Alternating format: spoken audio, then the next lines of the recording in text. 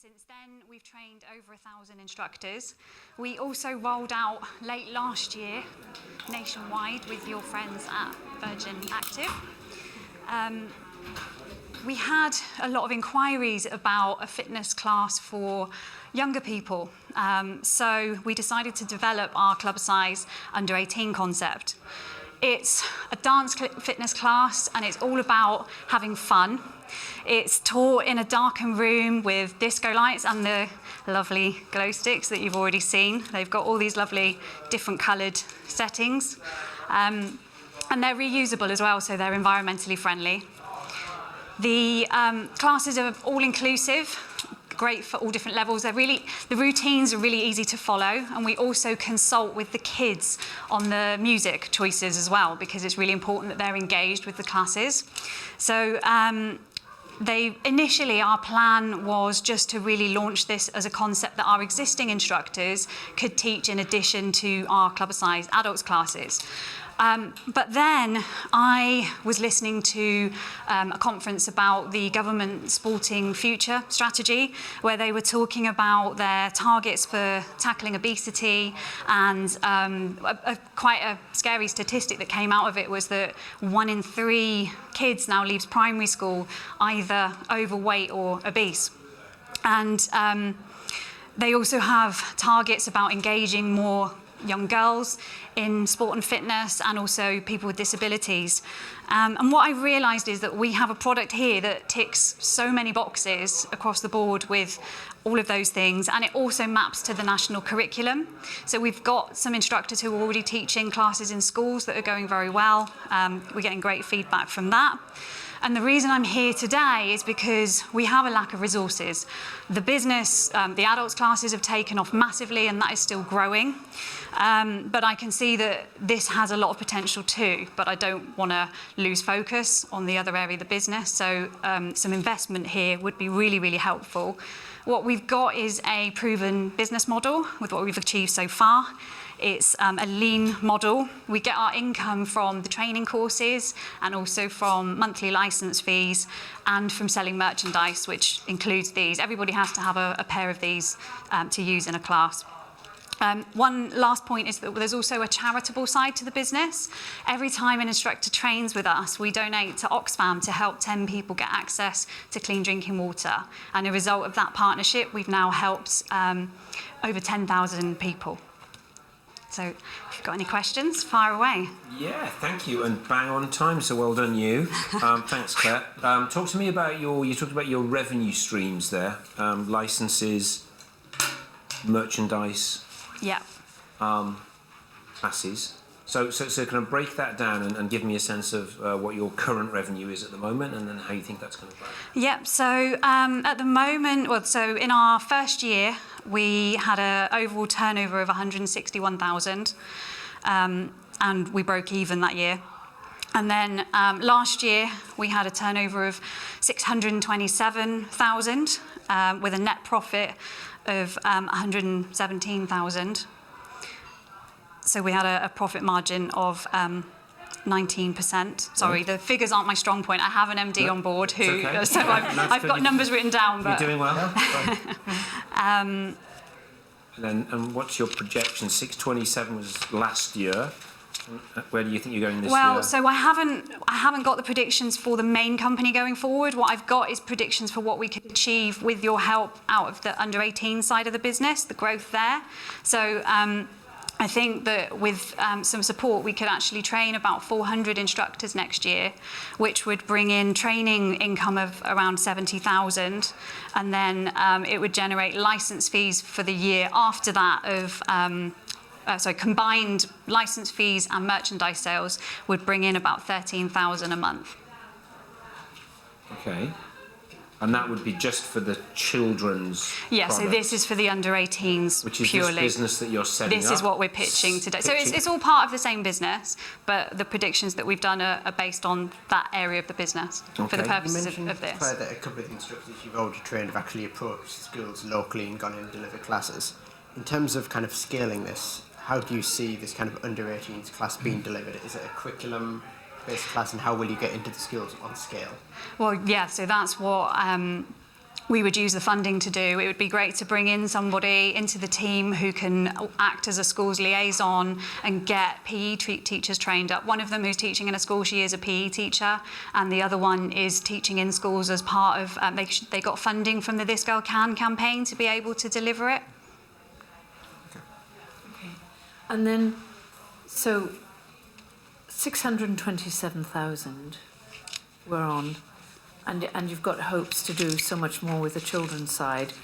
What does that give you as a turnover forecast for sort of a year from now, 3 years from now? I'm not sure. I haven't got those predictions. Okay. Just in relation to the age, so you said 18 and under.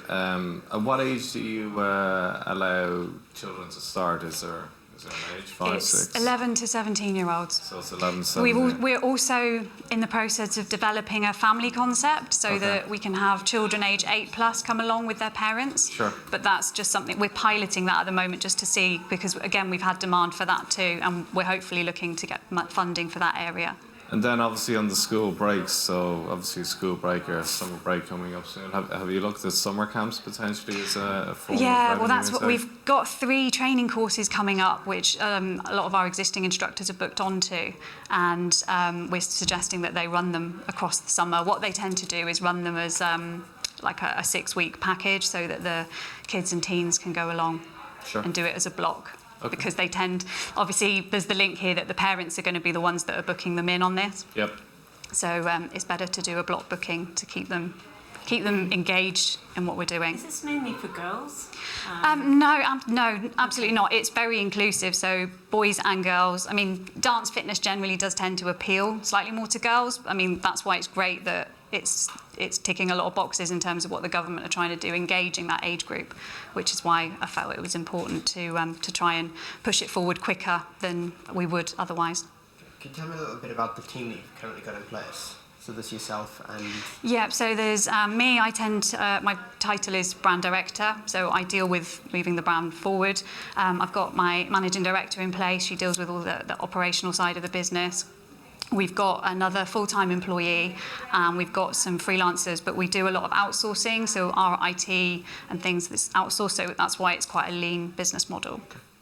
So who would train the instructors?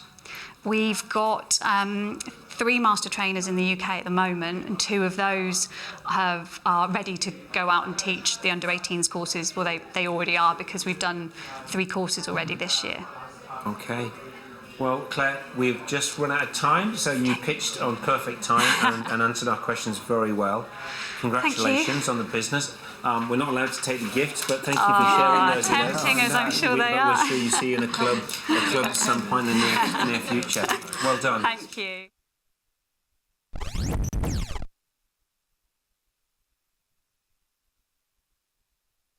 Okay, hello everyone.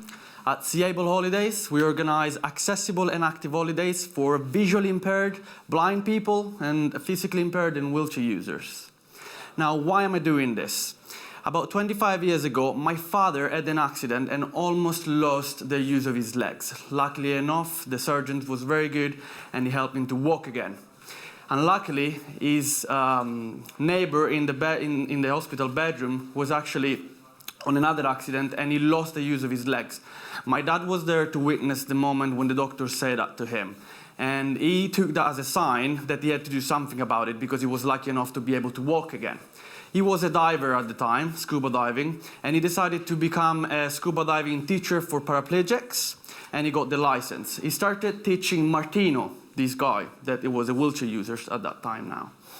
Now, together, they went through the course, and to this day, this guy is the Guinness World Record holder of deep sea diving by a wheelchair user.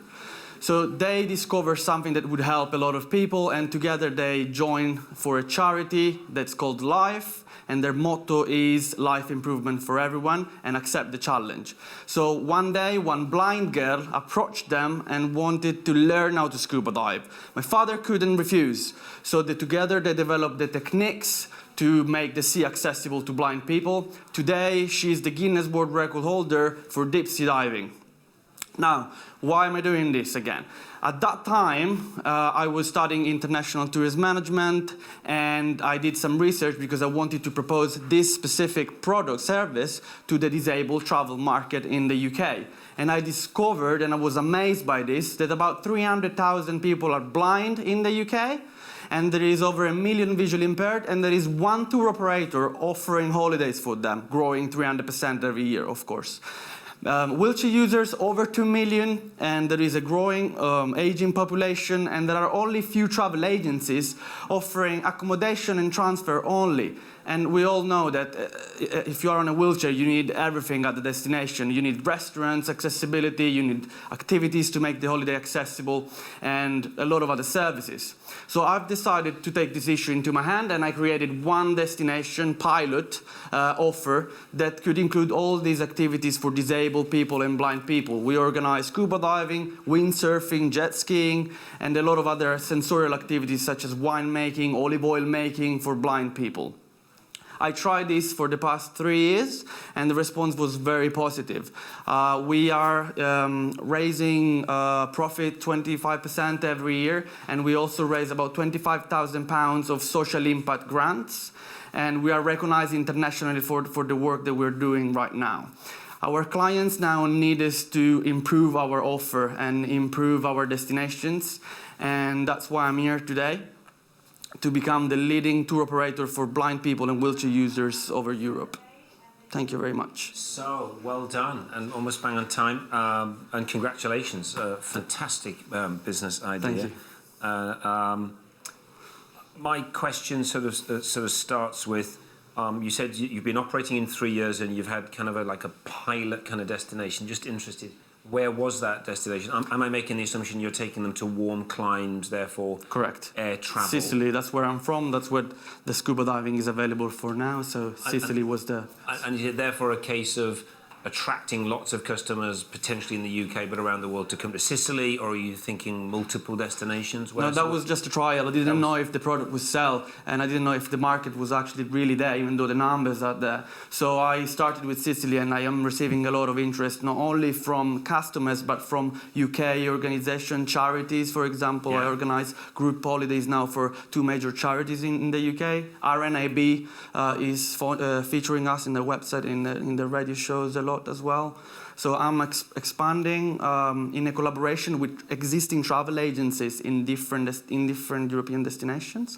So for wheelchair users, they resell my Sicily offer, and I resell their existing offers for 50% margin. For the blind, it's completely mine 100%. So I'm expanding into Slovenia and other Spanish islands. So it is the...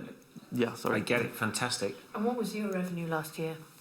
So we made £30,000 of sales and £5,000 of social impact grant last year. Okay, and what about this year?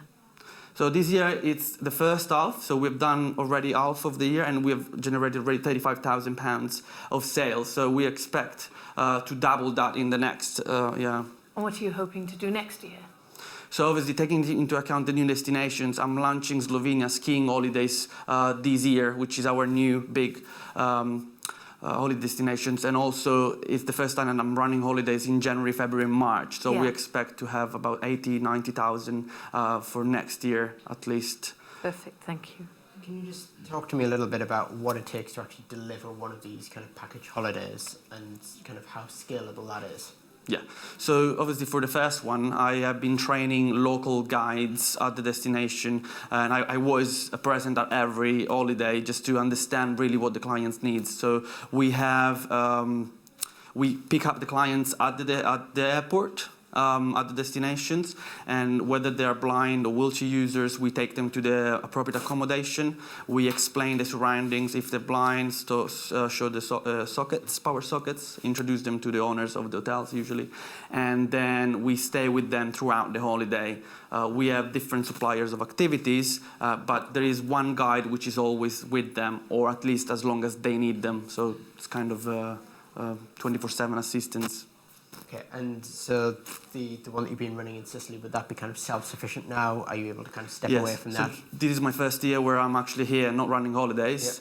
And I only go when I have big groups working with big charities, so like 16, 20 people, I go usually in the holidays. But families, individuals, couples, I can just send them to Sicily now and they're looked after by my staff. Okay.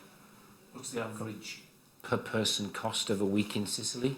Okay, so we have individuals, which is our biggest, together with the groups, it's our biggest market. Yeah. Individuals average is £1,200 per person. Yeah, makes sense. If they come in couple, it's already like £600-700. Get it? With groups, we get like £10,000, £5,000. And on that, about 1,200 for an individual, how much margin would you make off that? It's 40%. 40%, okay. Very good. Very good. What channels are you using to market this? Say that again? What channels are you using to market this? So I've been focusing a lot on SEO. SEO for the people that are online. I work in collaboration with UK charities a lot. RNIB, I mentioned already, or publications specifically for disabled people or active people. And also I'm now, from next month, I'm working with UK travel agencies that have already disabled holidays in their offers, and I'm just adding my active holidays in their offers. So is there an opportunity there for you to do deals with Thomas Cook and pretty much. I'm starting with the specialized, but then eventually that would be. Okay. Is your game plan to stay independent or to sell out to one of the big travel companies? I like what I'm doing a lot right now. Even if I sell it, I think people would need me to explain how to deal with certain situations at the beginning. But it's very enjoyable to actually participate and see like a blind person doing scuba diving or learning a new skills, gaining confidence. There's a lot coming out of the holidays in the person, so it's good to witness that. Well, we've run out of time, okay. But well done you for setting up the business. It's a brilliant story of where it came from, and it's a business that's got, I think, significant potential whilst doing massive good. So thank you very congratulations, well done. Thank you. Thank you, everyone. Okay.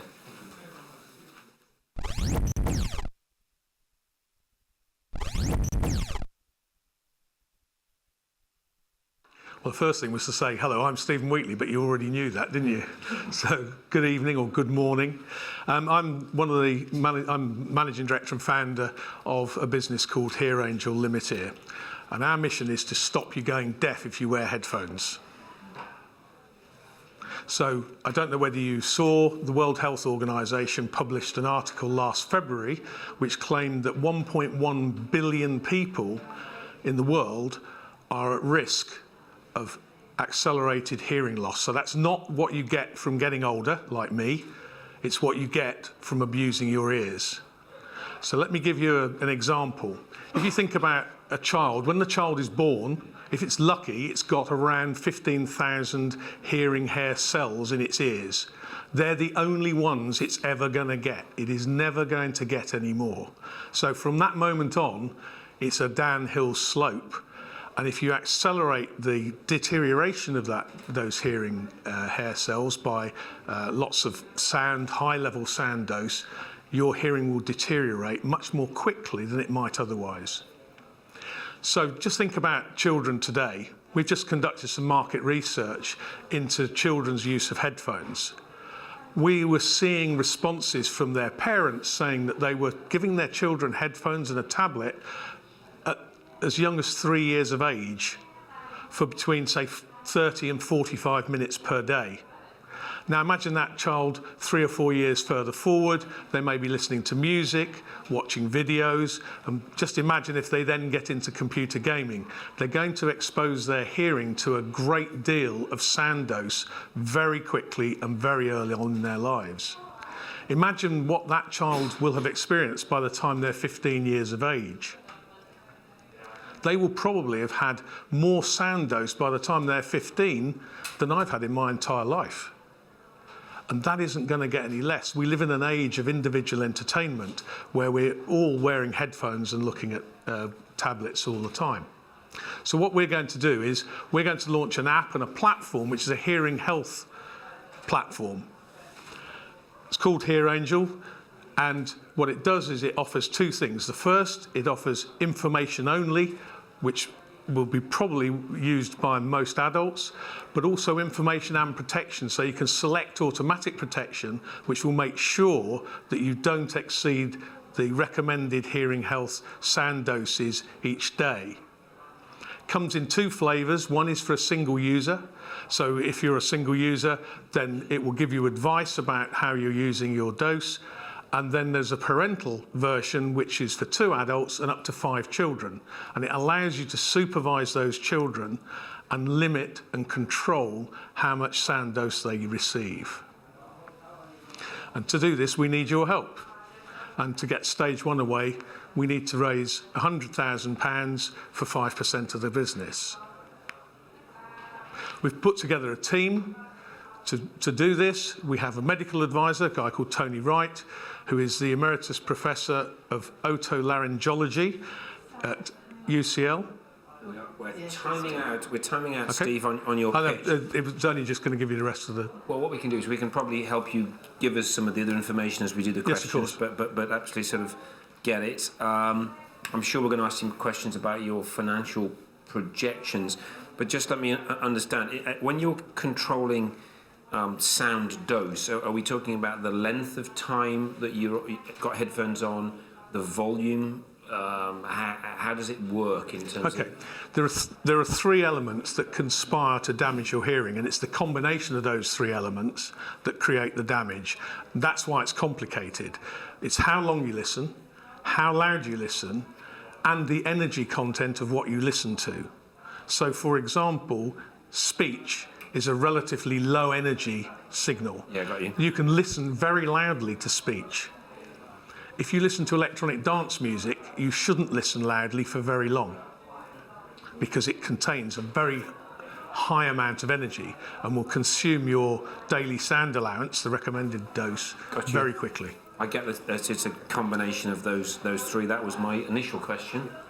And I'll just zoom in on turnover. So what was your turnover last year? Oh, the turnover at the moment is tiny because we are, at the moment, it's around about £90,000. 90,000. And what about this year? Sorry, this current year is going to be £90,000. Oh, okay. What about last year? 75. 75. We're operating at the moment in the occupational health sector with some physical products. But you've put a valuation of 2 million on your business as it stands right now. Yes. That's mainly based on the intellectual property that we are securing, which is going to help us to deliver HearAngel. Have you secured it? Well, we have patents applied for. Okay. Can I just ask, so it's an app, it's in a platform, how do people find out about it? It's a freemium model, so we want to work with partners such as mobile phone companies, mobile phone networks, streaming companies, and headphone companies are very keen to give the product to their customers, a very simple down-functioned version with lots of premium facilities on it. So you see this as being something that's distributed by kind of a telecoms provider as opposed to something that a consumer would seek out on the App Store? Yeah, or streaming companies look like they're going to be very good. We're in a conversation at the moment with Spotify. We haven't signed anything with them, but they're very keen on this sector. Okay, so I guess you're talking kind of small margin, high volumes when you're getting into those markets. Yes. Just so I understand the app piece, is this app designed for iOS and Android? Initially, we're going to put out a media player which will work on both platforms, and then the app will start working on the Android platform because that's much easier to work on. And then what about laptops running Windows and Mac and various different flavors? That's why we have a platform rather than a standalone app, so that we can gather your exposure, whether that's from a phone, a tablet, a PC. Sure. So they'll all be feeding back in synchronising in a similar way to the way that Kindle works. I don't know if you're familiar with the way Kindle works. Yeah, of course. Just so I can understand, so if you're talking about developing a media player, would this replace the Spotify app that I currently listen to my music through? The media player app will do that, yes, initially. But I would still be able to access Spotify, all the functionality? Okay. Yeah. What are the security controls like? Kids these days are absolute experts when it comes to tablets and getting around various security protocols. How does that lock down so the child can't go on and, you know, remove it, for instance? Is there Well, the app will password be, lock? you won't be able to remove the app without using a password. Okay. Now, I suspect children can, Sure. if they're given long enough, I suspect they might guess their parents' password. But we'll do whatever's required to stop the children from removing the app from the device. Okay. What about, you talk about information being part of the offering. Yes. Is the medical advisor that you referred to, is he going to be the only person creating content for this? There's a great deal of hearing health advice out there already, and what we'll do is we will probably adhere to the World Health Organization recommendations. So they recommend a certain amount of sound exposure. It's a dose, which is that combination of those three things each day. And then we'll advise the user on how they're getting on, how much of it they have used, and initially with a simple red, amber, green facility, but later with an infographic that shows them exactly how they're getting on. Okay. Steve, thank you so much. Very well pitched and well answered to the kind of questions. A real problem that it sounds like you've got a real solution for. So congratulations in getting it this far. Thank you. And we shall look forward to speaking to you again. Yes, I hope so. Thank you very much indeed. Thank you. Thank you. So please. Thank you.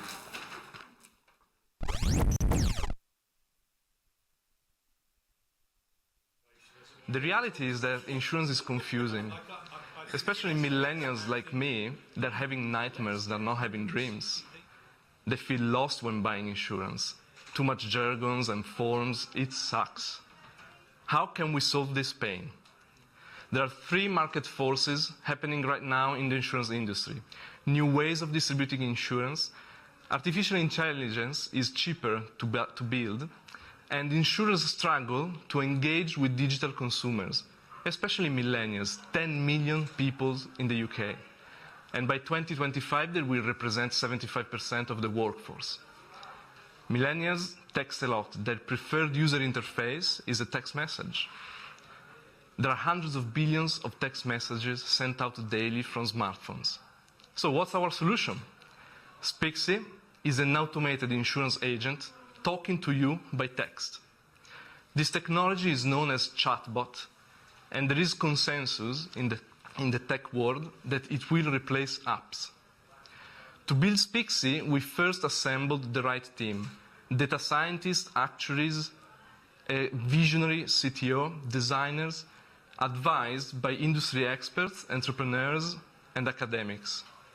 SPIXII is unique because of its special team and because it brings value to both sides of the marketplace, insurers and consumers. Consumers love it. Our testers said that it's fast, simple, and fun. This is insurance. Insurers love it because it's a new distribution channel that brings to them unprecedented data, upsell and cross-sell engines, and customer segmentation. We participated to 2 startup accelerators, and in 1 month we collected interest from 30 insurance companies willing to work with us. This is how we currently generate revenue. In year 1, we are running paid pilots. In year 2, we will launch a consumer-facing brand. This is where you can be part of the success story. Who's better placed than Virgin to build a strong brand? So the dream is of insurance that is accessible, simple, personal. We are making it a reality. Come and join us. Thank you. Good night. Oh, good morning. So, For me, good night. Alberto, thank you, and inside the time, which is always good. My question, Sure. not being an insurance, I get the idea of insurance companies wanting new channels. Of course they would. But then you talked about millennials, and what's going through my head is, like, what insurance are millennials buying? I mean, what is that target market? I mean, people that were born after 2000, I mean, Jesus, they're only 16. So, like, what insurance do they buy? So the target market is people currently aged from 21 to 35. Okay. And The insurance that they buy is mainly travel insurance, gadget insurance, the ones that young professionals that bought or they're moving to a new flat, they're interested in renters or home insurance. So there are some insurance policies they're interested in, but one thing that we are really looking at is how to engage with the people who don't usually buy insurance. And this is where the interaction with texting comes from, which is immediate. And, I get it, but if you wanted travel insurance, you'd go to the travel agent. If you wanted device insurance, would you get that from your mobile operator? So, no? Yes and no. So we, in our customer development interviews, we noticed that, so I would say half of the people don't really bother, so they don't buy, they don't realize the values. Okay. And half of the people that do realize they want protection, the first thing they do is either they call their dad, or they text friends and they open WhatsApp groups to ask for recommendations. Okay. So this is how we want to enter in that relationship. Sorry? Can I just ask, Albert, just I'm clear on exactly what this is. So from a consumer's perspective, what does the journey look like? How is buying insurance through SPIXII a different experience to buying it through a website? Yeah, so very good question. So we ran a few tests of directing traffic internet, half on a website with a classic insurance form, and half on a web chat, completely automated, generated by SPIXII. And so the consumer journey is actually friending on Facebook, simple as that. So the chatbot could be plugged into Facebook or even other platforms like Kik, Telegram, or Skype. However, once you friend with SPIXII, you can talk to the chatbot and ask, for example, oh, I need insurance, can you advise me? And the chatbot would understand some contextual data and enrich with other type of data sources and understand and bring the user to a journey.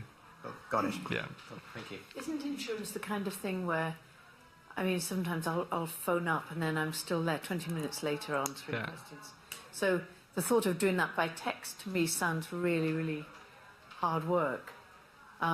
Is it one of those things where there's a lot of toing and froing and it's just would be easier to do it on an app where you can just say yes or no and then ask for a quote? Yeah, so the interaction on the app is actually very similar to a yes and no type of interface. Yep. And as a matter of fact, if you would try the prototype, it's the time of interaction is very quick. And our testers, they mentioned that, this is fantastic, it's super quick. We also had a tester who was dyslexic, and she loved it because reading a form or a questionnaire on a website, or even an app where you need to find out the correct menu item is not immediate, whether the text message is pretty immediate. And at the end of the day, it is immediate as a conversation that you're having with a person. But as you mentioned, if you call an operator, you're going to stay 20 minutes on the phone. With an automated chat, it's much faster. Yeah. What about, insurance companies are competing now with supermarkets, etc., etc. What are you looking at there? Are you talking to Tesco's and all these sorts of people who are selling insurance? Yeah, this is a very interesting question. So. Among the 30 insurance companies that approached us to work with us, 3 or 4 of them are aggregators. So there is a scope to work with aggregators as well, because at the end of the day, we don't want to compare the market. We want to build your personal insurance agent at the end of the day. So we're going to select, hand-picking certain insurance brands that we like, we trust, we know very well, with very high underwriting standards and very high customer satisfaction ratings. And we want to build an agent that just suggests right coverage in a smart, convenient way. Good. I know we're going to run out of time, so give us a forward view of the size of this company that you're going to build, because clearly you're just getting into the market now. You need a customer, consumer brand. 3 years from now, how big is your business? So 3 years from now, the projections is so we're going to charge a fixed fee per policy sold.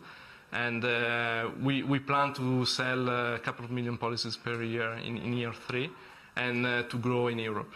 A couple of million policies, which means in revenue? Which means in revenue it would be around 3 to 4 million pounds. 4 million. And also we want to scale in Europe first, but we already have received interest from insurers in the US, Asia, so there is scope to grow international quicker. And the interesting model you're using, is there any competitors doing something similar? As far as we know, there is only one competitor in Germany. And a big differentiator is that it's a B2B model, it's not a B2C like we want to build. Okay. And on the other side, we have really a very strong team that understand technicalities of insurance companies that are very hard to find elsewhere. Sure. Yeah. So, Alberto, we've run out of time, Yeah. sadly. Thank you. Cool. Best of luck Thank you with for- SPIXII. Good for you, well pitched and well answered. Thanks. Well done. Thank you. Thank you very much.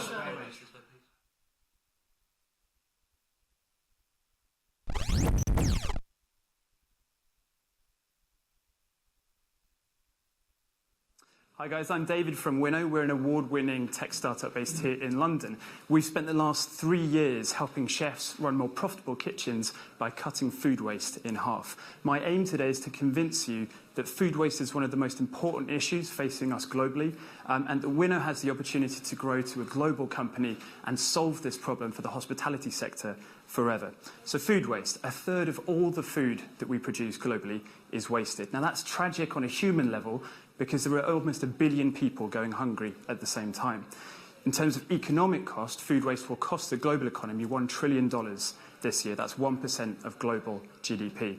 In the hospitality sector where we work, that will cost about $80 billion. So it's a massive problem to be working on. It's an age-old problem as well, and chefs face a challenge with data and measuring food that's going in the bin. We solve that problem with a mix of hardware and software. We have digital scales that connect to a tablet. It makes it very quick and easy for chefs to record what's being thrown in the bin. We connect that to the cloud and report that back to chefs, giving them the data and the insight to drive change and cut food waste in half. We've worked with over 200 kitchens in the last 3 years and consistently see food waste cut by 50% or more. This increases gross margins by up to 6 whole percentage points, and the return on investment on our fees can be between 2 times and 10 times, so it's extremely profitable. At the same time, we've been building a competitive moat. We hold patents for our technology. We've also built an amazing team of experts from hospitality, technology and sustainability who are motivated to solve this problem on a global scale. We've also built some amazing traction in the last 3 years. Big customers like Accor Hotels and Compass Group are early adopters, and we're now live in 9 countries and counting. We're here because this matters, and we entered Voon because we believe in the power of entrepreneurs to solve some of the world's most important problems in a scalable way. And I hope that you can see the opportunity that Winnow presents to solve one of these important problems whilst also creating value at the same time. Thank you. David, fantastic. Nailed in just over 2 and a bit minutes. So that is one of our records, I think. So we've got some more time for questions, which is great news. I'm sure there'll be some questions about, because you're up and running, how your revenue and how your commercial model works. I'm going to just ask you just kind of more kind of practical operational level. So I'm running a kitchen today in an old way, and then you come and give me your magic. It sounded like there's some digital scales and a laptop. Operationally, what goes on? Training, so it's a digital scale. The bin goes on the top. It connects to a tablet just fixed on the wall. Staff will throw something in the bin. The tablet flashes on with the menu that's configured for the site. The chef will take probably about 2 seconds to identify what was thrown away. Okay. We then ping that up to the cloud, and our analytics platform aggregates that data, and then the chef will receive a report the next day detailing exactly where food waste is. So there's some time involved for the chef, or Correct. possibly not the chef, but somebody to say, I've thrown away some steak, some chicken, some bread, some rice, some whatever. It actually becomes a net time saver, as chefs aren't cooking food that would otherwise have been wasted. So you can reallocate that resource to become a time saver. But that was my question on the operations end. This is operations as well. So you're reporting on the wastage so as to make them more aware. Correct. Rather than sort of then pushing it out somewhere else to be used. So it's prevention. Prevention. So if you prevent the food waste from happening, it's significantly more profitable than funneling How food. does that translate into you getting money into your business? So we're software as a service. We charge a monthly fee for our... How much do you charge? £350. A month? Correct.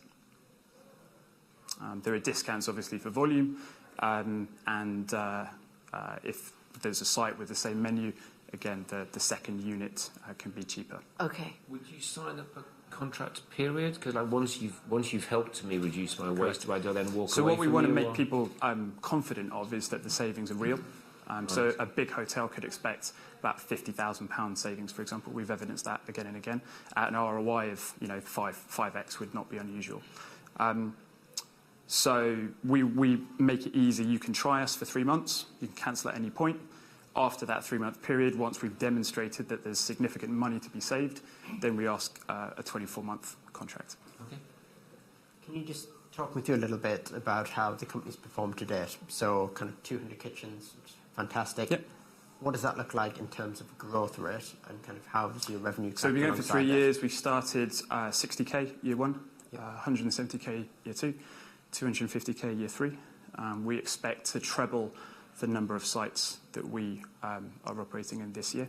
I mentioned we're in 9 countries. That's literally growing every week. And we're live both here in Europe and in Asia. Yeah. What's your margin on those? I can't discuss the specifics of that, but they're well within the normal range that you would expect for a B2B But SaaS that's company. not something we can just look in Companies House for? For your margins, no. Just your revenue. Okay. Yeah. Where's your patent? Where's your patent? It's international patent. Okay. And you're doing a software as a service model of 350. What about the tablets and the scales? Do they source them themselves? So we provide those, and that's covered within the fee.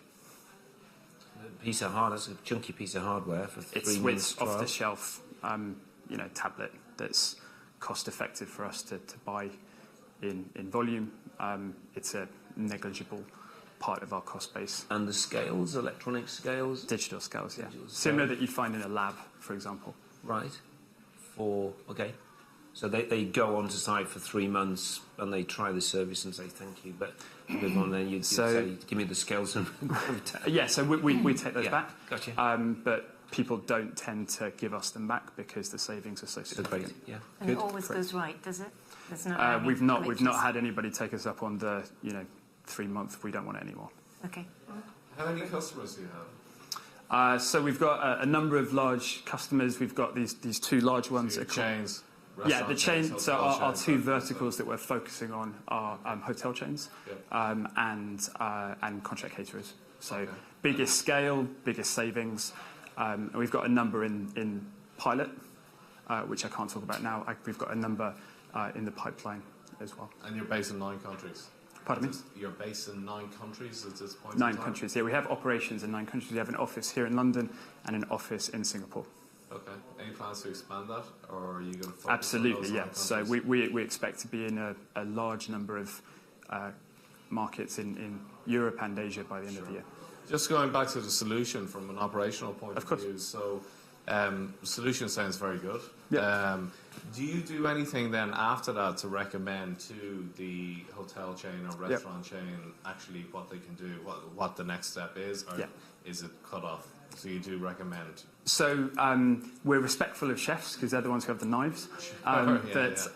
We'll make recommendations based on the data that we see, but we're also mindful that they have the complete picture. Sure. So our role is to give chefs the information and the insight. They're the ones who have creative. They're the ones who know their operations best and are able to drive that change over the long term. Sure. Okay. So we are just timing out, David. Fantastic presentation, and as you say, a huge market, 80 billion in hospitality. Correct. And the savings are real. So congratulations on the start of your business, and very, very well answered on the questions. So good job. Thank you very much, and thank you for spending 29 hours listening to us. Thank you. All the best. Well done. Thank you. Well done.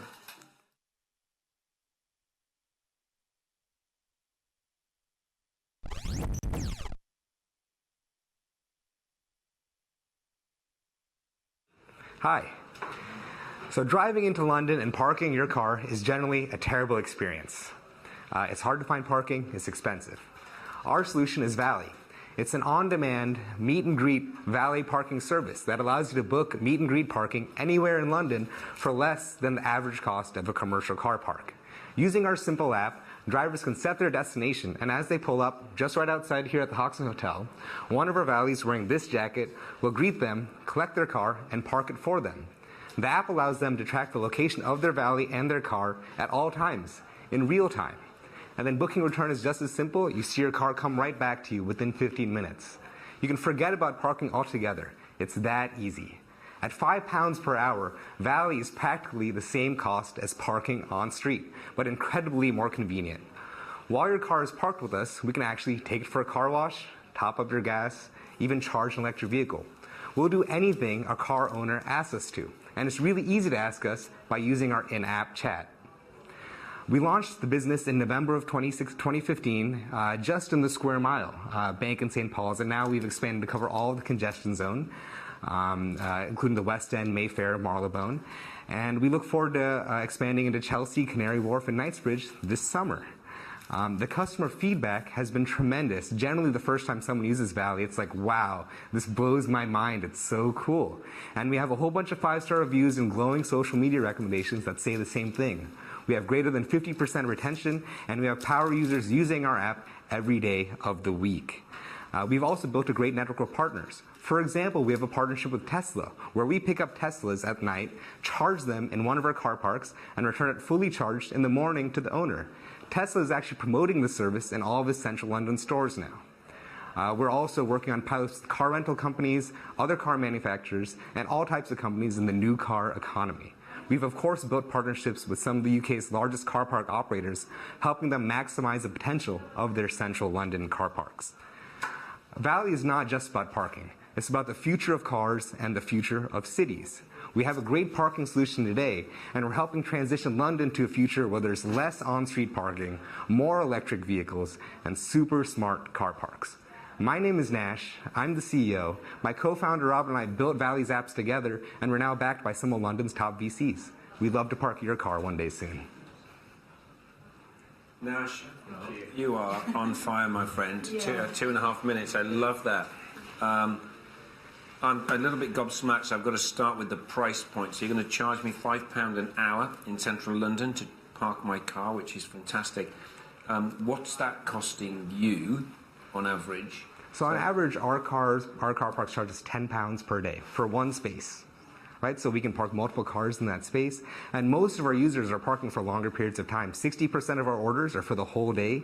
85% are for 3 hours or more. So £10, your base costs, say, for 24 hours or 8 hours? Or yeah, £10 for 24 hours. 24 hours, wow. So you can make lots of money. Okay, I like that's a good answer to the first question. Who are your backers? Saatchi Invest and the London Co-Investment Fund. Okay. And so you've been going from November 2015. Yes. And what's your turnover so far? So our turnover so far is about £20,000. Good one. And what are you hoping to do until November, so the whole year? So our projections for this year are 100,000. Next year is 1 million. 2 years thereafter is 4 million, and that's only for the City of London. That's a huge leap from 100,000 to 1 million. It's possible. So we're growing quickly, right? And there's 3.5 million cars that pay the congestion charge every month, unique vehicles. There's actually a lot more cars than people think in London. You just have to look at the traffic. But you'd be surprised to know that London city councils generate £500 million every year from parking. Just city councils in London.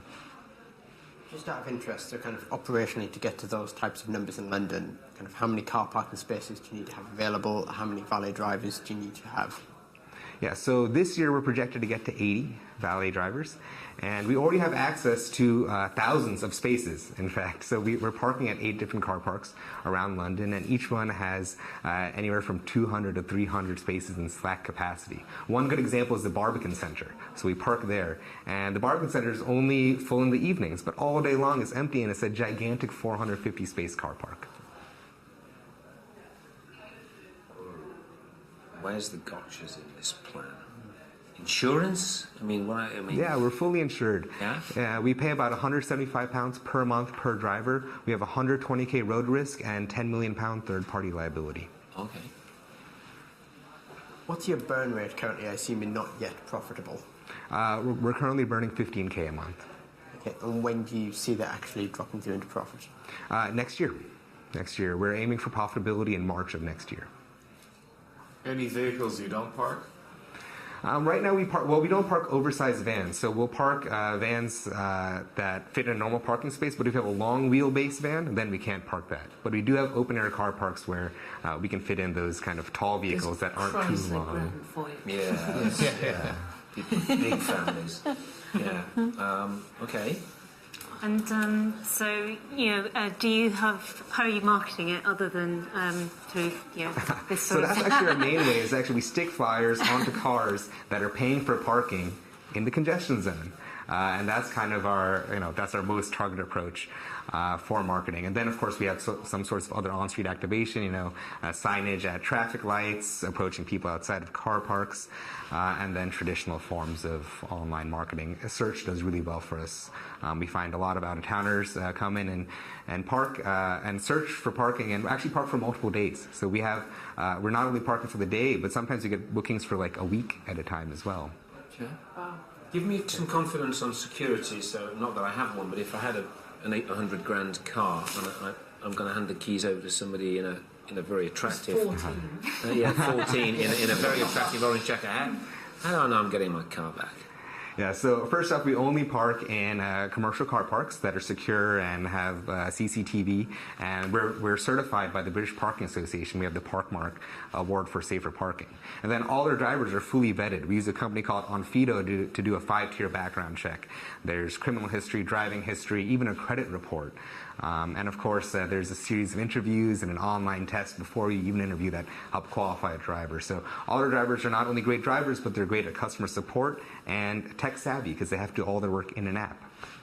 Yeah, good job. Where do you go next? So you're going to move around London, obviously. What happens?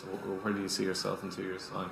Multiple European cities and airports. So we think of Heathrow actually as a different city altogether. But if anyone knows about valet parking and meet and greet service, they usually think about the airport, right? So there's a very big opportunity there, but there's also a lot of competition. So we hope to build a good user base here in London, take that brand, grow into the airports, and then also grow into the next European cities as well. Don't forget the other UK big cities. Birmingham, Manchester, Edinburgh, Sheffield, they've all got the same parking problem. Promise you. Swansea. Yeah. Swansea, seriously, I wouldn't leave my car with anybody in Swansea. Yeah. And you're welcome to come to Ireland too. Of course. Love it. To Dublin. Love to do that. So congested. Yeah, Nash, we have just timed out, but first of all, brilliant pitch in a very sharp time. You nailed the pitch, which was so clear and concise, and you look like you've got a very, very clever, unique offer, and I wish you every success. Brilliant job. Love it. Thank you very much. Thank you so much. Yeah.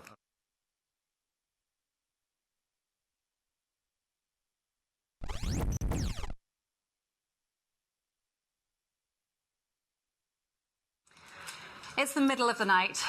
You're tired, you've been working for hours, and you'd really like to be in bed. But as a nurse manager rather than a VUM judge, your patients and teams need you to keep going, bringing the best of yourself in service of others. You need light, hope, and belief in you and the service you provide. The middle of the night is also the time when fireflies light up, igniting hope, belief, and possibilities, creating impact and energy one spark at a time. I'm Kirsty Maynor, founder of Firefly Leadership, and I'm deeply proud of the work we've done, but I know we have to do more to help healthcare leaders. Increasing demands on health and social care and reducing budgets leave thousands of healthcare professionals stuck in the middle every day. There's a vital need for engaged, empowered, confident leadership on the front line to lead change and different ways of delivering healthcare. The Firefly Solution is a development programme which increases confidence and effectiveness in over 97% of participants, delivered at point of need, starting with individuals and leading to team and service impact, a ripple effect. Combining an in-person development day with short individual and peer telephone coaching, it meets the demands of service delivery without being overly reliant on technology. The result is groups of leaders empowered to lead where change is the only thing that ensures service keeps pace with demand. We've proven that this programme is scalable and replicable, and we're ready to expand it significantly. It's designed to be delivered by experienced leaders who are also world-class certified coaches. The Firefly team currently includes 28 collaborative partners, all anchored in a core philosophy of positive social impact. Together, we're not just associates, but rather an agile team which thinks and acts differently. The Firefly advantage is that business meets health and health meets business in a developmental relationship where people meet people for the sake of creating impact. Our client feedback illustrates that powerfully. We combine an ability to create systemic change through starting with the individual, and we do so in ways that are accessible and integrated. Over the last 4 years, we've worked with over 300 healthcare leaders with consistent impact and feedback. This is a programme our clients tell us is relevant for all frontline healthcare professionals. The Firefly team is poised for expansion, with collaborative partners ready to work with us in the rest of the UK, US, Canada and Dubai, having successfully trebled in size last year. We know this expansion of our healthcare leadership programme will drastically extend our reach, growing our turnover to 5 million in the next 5 years. We have a business model that works, with a client base hungry for what we offer. We've grown our revenue profitably to just under 200k, and at a cost of around £1,000 per person, our programme is cost effective for healthcare clients, profitable for us, and allows us to support our core mission. Partnering with VOOM will help us reach thousands of leaders on the ground floor to create healthcare for the future. As one client said, I used to think leaders were people on the top floor making decisions. Now I know they're people on the ground floor making things happen. Thank you. Kirsty, thank you. So I'll need two quick questions. The target market of the people who actually go on the course, when you talk about healthcare leaders, are we talking surgeons, or are we talking kind of nurses and cleaners? I mean, where are we talking in terms of? We're talking what we would call emerging leaders. So in the UK Health Service, it spans 7, which is a kind of first-level team manager, so a ward sister, someone in charge of a team of healthcare professionals, either a nurse or a midwife or a community health professional. They typically tend to have still some clinical practice themselves, so they're in that place of, do I get in there and do it, or do I actually step out and lead? Okay, that's it. So I get the sense of where you are, the kind of middle management, lower management, and therefore leadership development is obviously something that's kind of applied across lots of different verticals. So when you talk about the uniqueness of your development training, what is unique about it? So it's 3 things. It's the way we partner with clients. It's the way that we have combined the different development strands. So it's not training, it's a development day and then it's coaching. So it's bringing that person exactly what they need, where they need it. You might need one thing, Andy might need something completely different. And our team are experienced enough to be able to handle all of that, and to do so in a bite-sized way, so that if you're in a hospital ward, you only do half an hour by phone with us. And yet we know that giving these professionals 3.5 hours creates a significant uplift in their confidence and effectiveness. Okay, got it, thank you. So how long does this course, I was going to say intervention, that sounds really dodgy. How long does this take? It's a 6-month programme. 6 months? Yeah, we have delivered it in 5. It was a bit squashed. And how much does that cost? £1,000 per head. Now, that's based on the pays UK for market. It's being paid for by the Health Service as part of their development budget, but also more recently as part of the improvement budget, because what we can show is that it helps them create improvement within the Health Service. And so you've had them sort of coming back and Yes. recurring? Yeah. Okay. Yeah, we've had repeat business. Just in terms of how this is delivered, I guess it's very kind of hands-on in terms of the delivery of the kind of upfront training and then kind of the coaching beyond that. Yeah.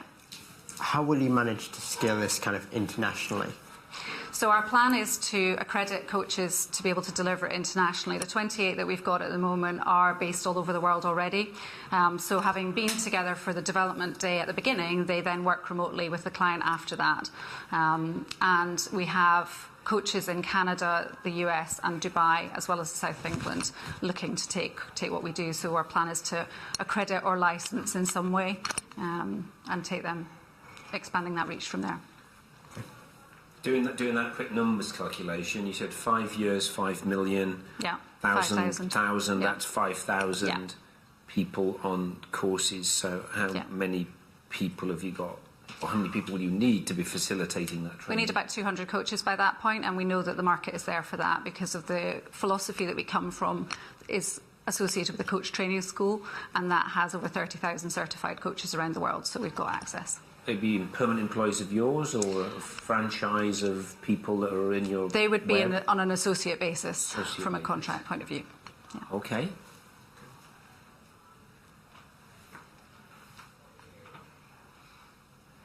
What's the biggest roadblock to you making this happen? Because I mean, selling into public sector is never either, and particularly the health service. I mean, so what sounds great, but what do you see as a roadblock that could stop this kind of going through the roof?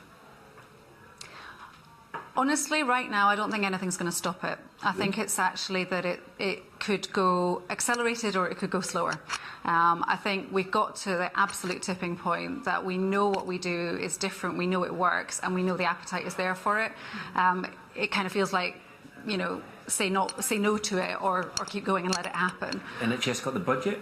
Yes, they have. Definitely have the budget? They do. I mean, they've got a budget deficit, but at the same time, I think that was my pitch online was, 2.8 billion deficit, but there is money.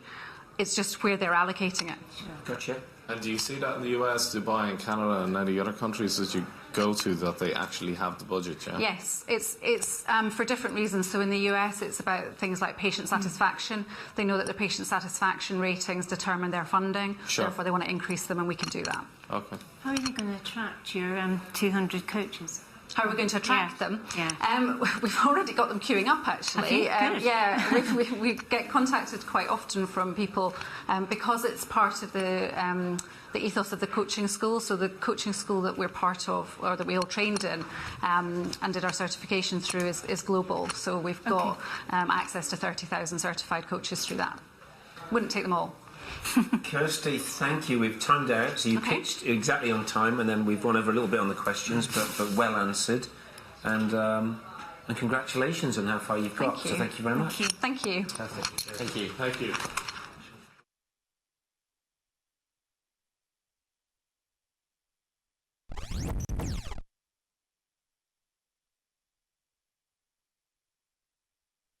So have you guys tried tree water before?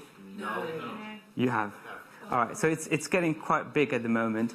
We started trading about a year ago, and since then we've got more than 150 mentions in the press. And we now know that people like Bear Grylls or even Beyonce said that they drink tree water. So I'll get back to that. First of all, what's tree water? It's pretty simple. It's actually 100% tree sap. That's how we get it. We just stick a tap in the tree, we open the tap, and we collect the water. It's not sticky, it's not thick, depending on the tree, obviously. It comes out as clear as water. The tree pumps the water from the ground, brings it up, filters it inside the trunk, and we just collect it. We do that with 3 trees: birch, you got here, maple here, and bamboo here. They all taste very different. So now back to, Bear Grylls, Beyonce, in general, why would people actually drink tree sap? So when it comes to hydration, people look for 2 things: natural products and low in calorie or sugar when we're talking about drinks. So natural, obviously, no artificial things, and low in calories. People are well aware of, them consuming too much sugar. Big problem in this country with type 2 diabetes and things like that. And that's basically the reason why a drink like coconut water is doing so well at the moment. They're 100% natural, and they're much lower in sugar than normal fruit juices. But what we want to try to be as perfect as possible. So we've got 100% natural, can't get more natural than that, and also we've got on average 4 times less sugar than coconut water. So that's why the press say it's the next coconut water. That's also the reason why it's now available almost everywhere in the UK, in the likes of Waitrose, Boots, but also smaller, more niche shops like Whole Foods, Selfridges, Pant Organic, and these kind of shops. We also won the Food for the Future award from Unilever. So they recognize that this is a trend and this is something that can become a staple. The customer feedback is great. On Amazon, we're the #2 brand in the coconut water category, even though we're not coconut water, but there's not a category yet for this. Waitrose thought the concept was so great, and they had such a great customer feedback that they came with us to the forest where the magic happens. They took pictures and everything. You can see here, big picture of us basically in the forest, and with the bags in the trees. We're growing really, really quickly at the moment. We've been trading for just a year, but we're selling about £75,000 worth of bottles per month at the moment. We've got a team of 12 people at the moment, but we're growing really quickly. And since we're talking to the bigger guys, we're trying to make the structure a lot more serious. We hired the sales team. We got someone from Innocent, a sales manager from Innocent, to help us with sales. So now all we need is awareness. We know that the story is great, so when people hear about it, they're willing to try it. And obviously, having the help of Virgin for marketing will help us massively get the message out there and tell people that tree water exists and they've got an alternative to all these sugary and artificial drinks. Okay, so thank you. Good stop, and love what we're looking at. So thank you for bringing those along. I'm going to start with a slightly different question. Market size in the segment you're in, because the drinks market's huge. Yeah. So health drinks, I guess you're in a sort of sub-segment of that. How big do you think your market is you're playing into? So basically, I think the best way to compare it is coconut water. So coconut water, 5 years ago, inexistent in the UK. Now, the #1 brand, Vita Coco, about £100 million in the UK, about $1 billion globally. So, we think anyone who drinks coconut water for the health benefits can switch to our products. In terms of health benefits, we usually quite above and a lot less sugar.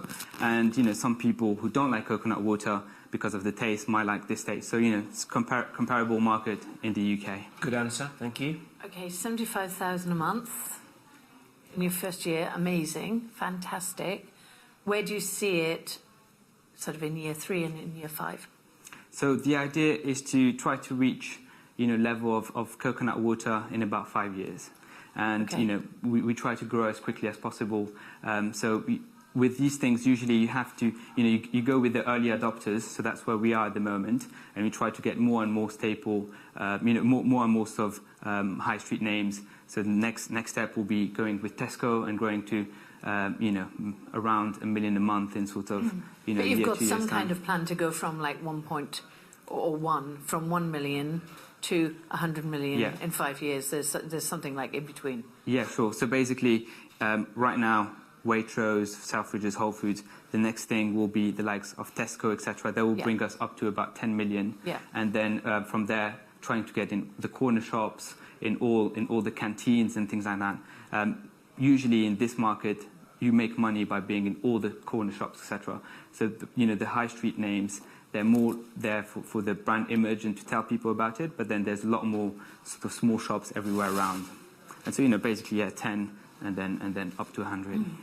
How's the product actually performing in kind of Waitrose, Whole Foods that it's in currently? So to give you an idea, most of these guys will trial you first. Yep. So with Boots and Waitrose, trial at the beginning 5 shops, 20 shops, and then when it does well, they expand you. So Waitrose, we started first time we pitched. I said we could potentially introduce you into 20 shops. We're in 250 now. Boots, we're in 300 shops with Boots.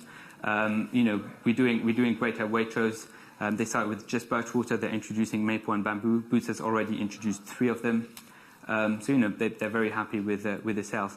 Other thing as well is when we got into Waitrose, after 1 week, we got a mention in the 3rd page of the Daily Mail, and Waitrose said that they got mentioned on the 3rd page of the Daily Mail only 3 times in the last 10 years. First page would have to kill someone to get mentioned there. So that's a bit more difficult, but 3rd page is the best you can get in this. Just so I can understand a little bit about kind of the margins on the product. How much is it costing you to produce, and what are you selling it into the retailers at? So I can't tell you exactly how much it costs us to produce a bottle because we're looking around between 30 and 40% margin on each bottle that we sell. The distributor itself, they will take between 40 and 60% margin for themselves. So we try to always keep between 30 and 40% margin to be able to re-inject money in marketing. I'm just trying to go back to the process of it and whether this is potentially environmentally friendly. So yeah. Does the tree have to be chopped to produce the water, or can you keep the tree going and then take the water from it? So if you chop the tree, you can't get the water. It has to be standing, and this is actually the main reason why we won the Unilever Food for the Future award, because at the moment, if you have a forest, the only way you can make money out of this forest is by chopping down the trees and selling the wood. But what we tell forest owners is, look, you can make money out of your forest without actually sacrificing the trees.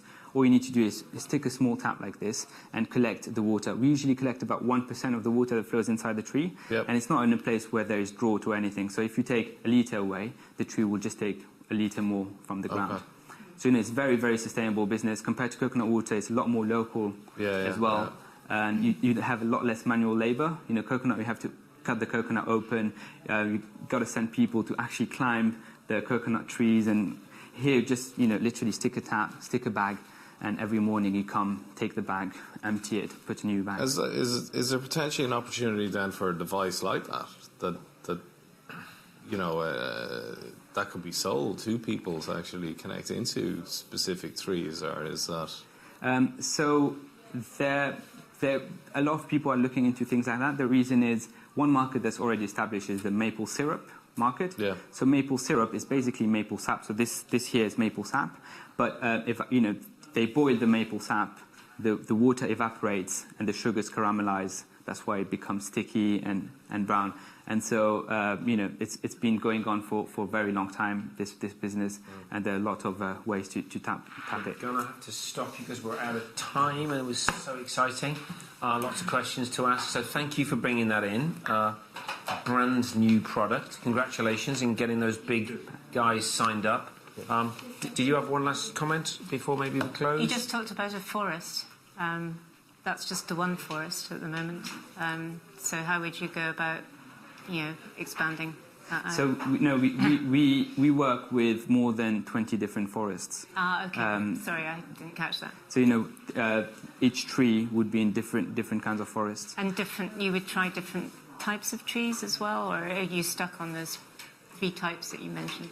We can try different types. There's not many trees that give a sap that you can actually drink. I wouldn't suggest you try with a rubber tree. For example. Walnut is the next option that we're looking into. Okay. Okay, well done. Thank you. Thank you. Sure.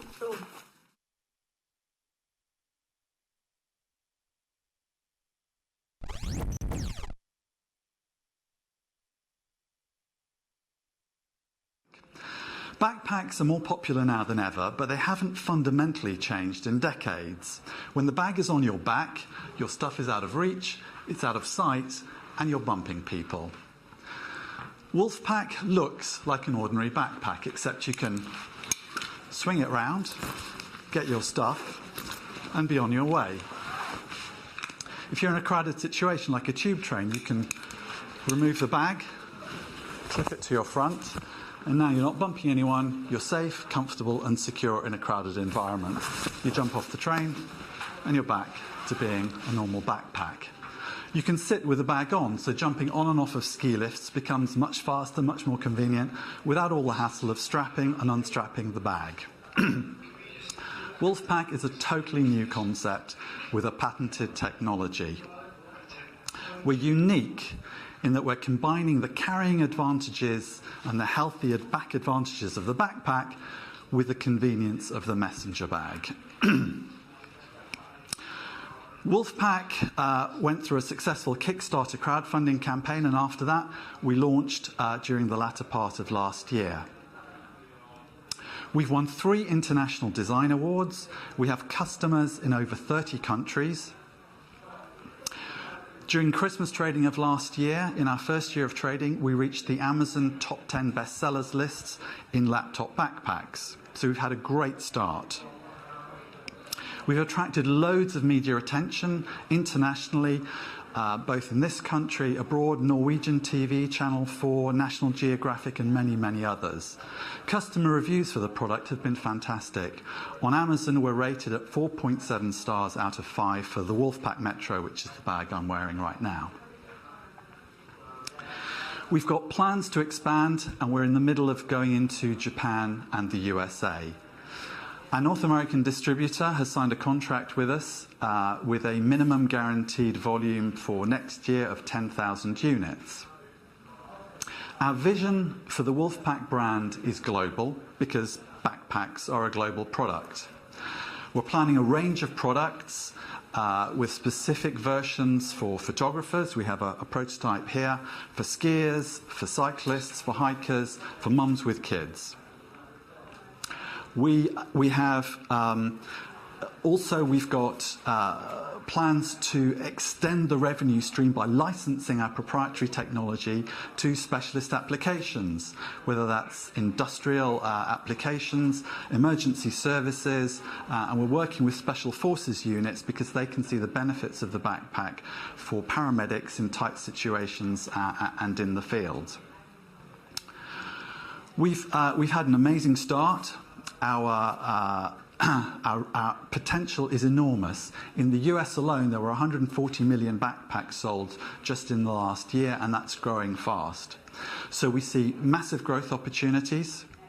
Our revenues are climbing fast. And in essence, our plan is to do to the world of backpacks what Dyson has done to the vacuum cleaner. Thank you. Well done, David. Well, nicely presented. Thank you. Right, some questions to close out our last one of this session. The patent, did you say you had a patent? Yes. And that's therefore secured, and you've therefore patented the fact that you can swivel. Correct. That particular functionality is protected, so yes, nobody can copy that. Correct. Really. We have two UK patents granted, we have a Hong Kong patent granted, and we have patents pending in all major territories. Okay. In addition to having our trademarks registered again in all major territories. Yeah. So we've been thinking ahead about protecting our intellectual property, which is obviously where the value of the business lies. Yeah. Okay, so what are you projecting forward for, like, year 3, year 5 turnover? We're aiming at £5 million revenue in 5 years. Last year's in 5 years? Yes. So if last year was year 1, we turned over 160,000. We're on course to turn over about 900,000 this year. Yep. We're planning to hit over 2 million next year and 3.5 million the year after that, with 5 million in year 5. And what kind of gross profit margin or net profit margin? Well, at the moment, our gross profit margin is blended at about 55%. Okay. Good. Sorry, net profit? Our net profit, well, this year we're aiming to hit break even. In 5 years' time, I think we can get to 15% net profit. Okay. Can I just pick up on the Kickstarter campaign? Yes. Can you tell us a little bit about that, kind of how successful it was in terms of raise, and kind of what the demographic looked like in terms of the people that are actually buying the product? Well, we raised around £50,000 on Kickstarter. We were delighted with the global reach of the campaign. As a result of the videos that we were sharing, we were getting videos shared all over the world. In Korea, for example, one blogger shared a video on Facebook. It got over 200,000 video views. So that told us in that campaign that this concept has instant appeal and has global appeal. People love the idea. People understand the frustrations of using the backpack. So it was a very broad demographic, actually. It wasn't just male. It was multicultural. It was men and women, and it was a variety of ages. It was much broader than we thought, actually. We thought it would be geeky, early adopter techie. In fact, it was very, very broad, and that's proved to be the case as we've continued to market the product. Does that make it difficult to market the product? Actually, we found through social media some very, very effective marketing channels. Facebook is an incredible channel for us because we can post these 30-second videos on Facebook which instantly demonstrate how useful the bag is to a wide range of users in different situations. And we can target those video ads at lookalike audiences, very tight demographics, and get a very good, strong response at a very economic customer acquisition cost. Do you have any other? I just noticed you have 3 or 4 other bags there. Are they all the same, or are they different? Are they different designs, or what is that? They're all slightly different designs. Wolffepack Metro is the one I'm wearing. This is 22 litres, more urban. This is the blueprint for a more active design. It's the Wolffepack Escape. This is the one I go skiing in. And we're just developing, given we had so much demand for it, a photographer's bag with the internal layout perfect for photographers, and it has this special easy access where you can get your camera out very quickly. So the range is starting to expand, and we're responding to all the feedback that we're getting on social media for these different variants.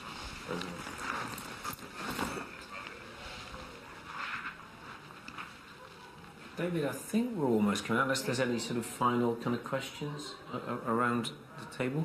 So thank you for your pitch. You kind of nailed it in good time and answered the questions kind of really, really well. So congratulations on your business. Thank you. And thank you for coming in. All right, pleasure. Thank you.